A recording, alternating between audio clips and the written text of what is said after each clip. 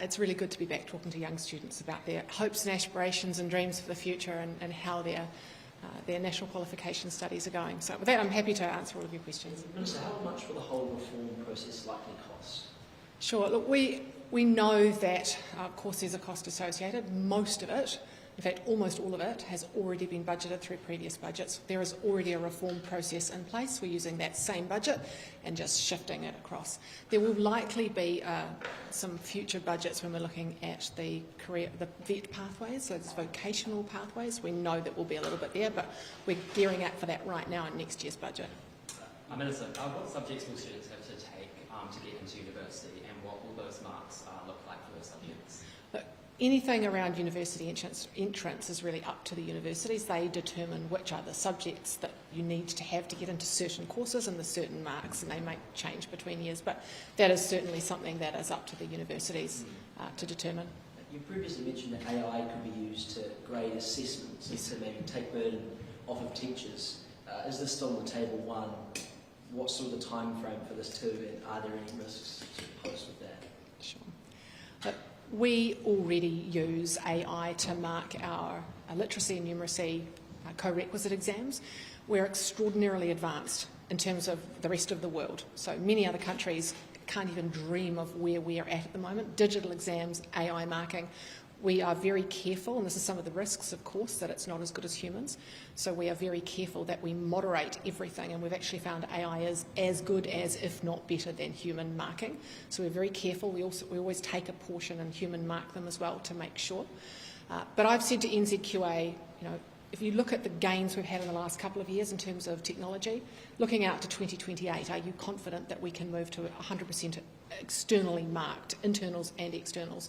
And they're confident that they can. There will be, of course, some things that you can't mark, like a science experiment or maybe a music performance. So there'll be, of course, some things that will remain with schools, but for the most part, we're hoping to take the burden and the workload off teachers. And the second thing that makes it so great is the fact that not only is it reduced workload, but you've got a much better moderation. So at the moment, you're twice as likely to get an excellence grade with an internal assessment because it's marked by the teacher, and that inconsistency will be taken away.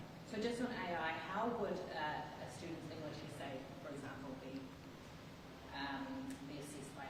Yeah, well, that's what we're working on at the moment and what we'll work towards. We know that at the moment most of our mathematics is already AI marked, and we're finalising and refining what it looks like to mark essays and other pieces of work. This is not till 2029, remember, those first lot of exams. And if you think about the technological advances we've had just in the last couple of years, we've got a long runway, and NZQA are right now gearing up for that because that's what I've tasked them to do. Is it a bit of a double standard? You're telling students not to use ChatGPT for internals, as it's obviously not their own work, but you're now asking for AI to mark their paper. It's not a double standard at all. It's a tool to use to take teacher workload off, and I also expect teachers will use AI in the future to help them take workload off things like lesson planning as well. It is a tool. It is not a replacement for the human brain when it comes to showing the knowledge and skill that you have in an exam or an assessment. And it will be a tool, one tool that NZQA will use to help get through all of that marking and have a much better result and a more consistent result. And I would expect that all leading countries, like New Zealand, are using technology to the very best effect. NCEA external marking is a source of income for many teachers. Putting that onto AI, will that sort of negatively affect the incomes of some teachers? We'll go through this process. We're only at the very start. It's something I've said to NZQA that I want them to look at and that they're confident they can do. We will now go through this process and talk to teachers and schools. The one thing I've heard, though, from principals around the country is that taking that burden off teachers and that workload is going to be a huge positive. Some teachers have been asking how they'll mark a standards-based assessment system out of 100. Is this replacement still a standards-based system? Well, there's a couple of ways that we're using the word standards. Essentially, the way that we want to be using it now is the standard is the curriculum. And teachers will be very used to marking an assessment or an essay, for example, as a mark out of 100. We do it at our universities and our polytechs, and we've done it for years. It's not a brand new thing. And it does give a lot more clarity to students as to how they can improve, and also to parents, really importantly. right, you're at 60%, how do we get to 70? What are the next steps you need to do? What are the things you need to add to get to here and then to the next step? Easier for parents to understand, more clarity for students, and consistent across the country.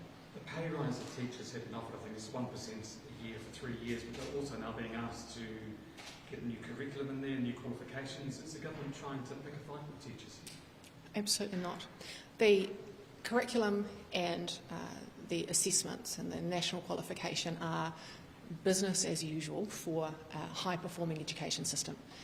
And that is what we expect of a high-performing education system. And it is their core business to deliver, teachers and principals' core business to deliver curriculum and assessment. On the other hand, of course, there is collective bargaining, and it happens every 3 years. Those two things should not be conflated. Why is AI actually not mentioned in the entire 40-page discussion document that we got yesterday? Look, it's something that NZQA and I have been talking about for a little while. I chose not to put it in the document because those discussions were still ongoing and it had already gone to print. But by the time I'd had my final discussions with NZQA, I said to them, look, I think it's important that we say to teachers, we are thinking about you. Your teacher associations, the unions, have all been talking to us for a long time about teacher workload. We take that really seriously. And this is something that we want to be able to do to respond to that, to make your lives easier. So I'm able to talk about it, but we weren't quite able to get it in the document. NZQA are already pretty under the pump when it comes to marking externals. Are you confident they'll be able to mark internals just as well? Yeah. Well, you got to remember we are dropping level 1, so there's a whole year of internal and external assessments that will go all together. And with, of course, if we didn't have AI, this probably would not be something that would be possible without a massive injection for NZQA.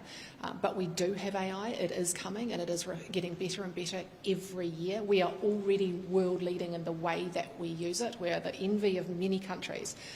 And so I'm confident we can get there, and that will really help them mark things much quicker. If you look at the assessments we do, we mark using AI for mathematics, the corequisite. We're able to get those results back in 3 or 4 weeks now, whereas it was taking us 8 weeks. So we've halved the time we can get results back using AI that is better than the marking we were having before. Hundreds of schools will be impacted by your announcement. Why is the first school that you've visited since making it the school your kids go to? Well, it's a school that I went to. And it happens to just be up the road from my electorate office, and the chair of my professional advisory group is the principal here at this school. And so it made sense. And it's also nice to come back and see some of the old pictures of myself, what I looked like, 30 years ago. Given that the principal is the chair, is there any conflict of interest there? No, there's no conflict of interest at all. Patrick Gale is an excellent principal, as are the other, more than dozen principals that sit on that group from across New Zealand, all different types of schools, all different deciles, but all excellent principals who've all fed into this. It has very much been sector-led. Why wouldn't you name someone else as the chair of the group in order to avoid perceptions of bias? There's no perception of bias. It's ridiculous. Patrick Gale is an excellent principal. I knew him well before my children went to this school.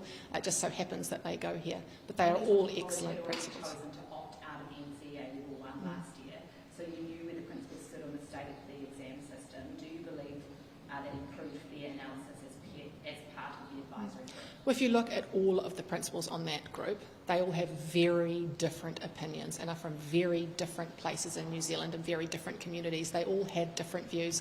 Some had dropped level 1, some hadn't. Some thought it would be a good idea to keep it, some didn't.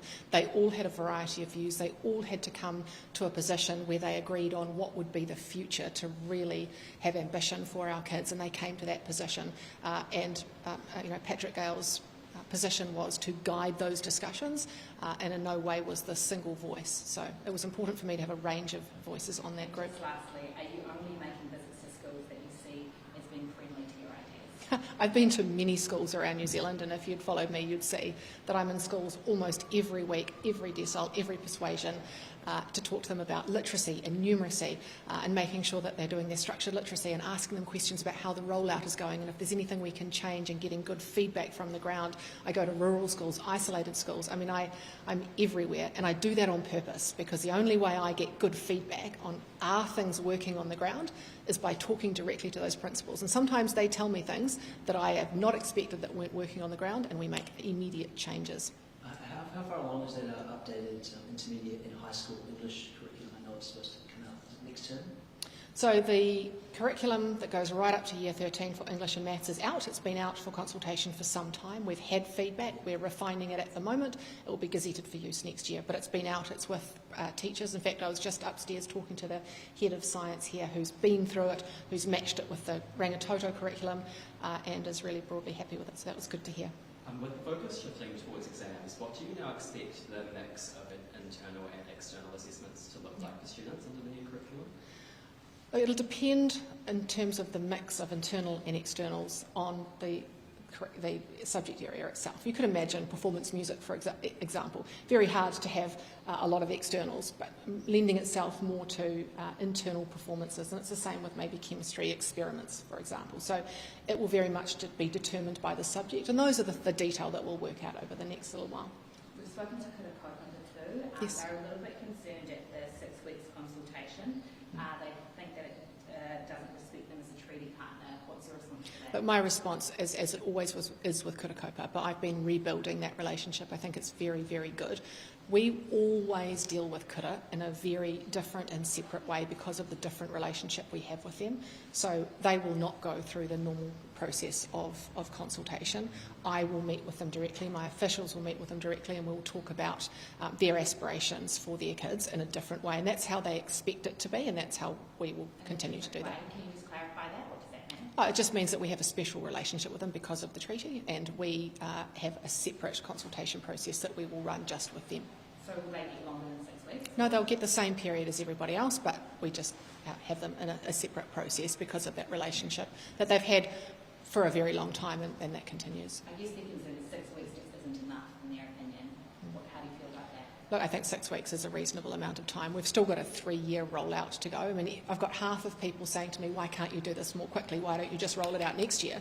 And then I've got half of people saying, oh, it's you know, not long enough. And so I think we've landed it exactly where it needs to be. We have to have decisions made by the end of the year. But what I would say about Kura is they do an amazing job for their students.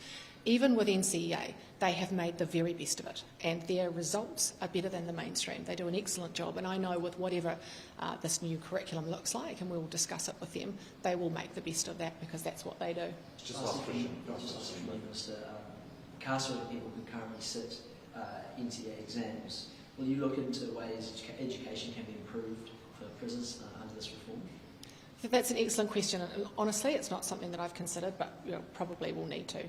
I also have been thinking a lot about literacy and numeracy, even before you get to NCEA and in our prisons, but in terms of our literacy and numeracy rates, we know that so many of people who end up on that path have not had success at school, are not literate and are not numerate, and so you probably need to start with very much the basics of it hasn't been looked at as of yet, but it could be. No, it's probably something we will need to look at. There are a number of offshoots here that we'll need to look at as well that are not just in schools. NCEA is in a number of different areas, different countries, and we'll be having those discussions too. Great. Thanks, Minister. Thank you.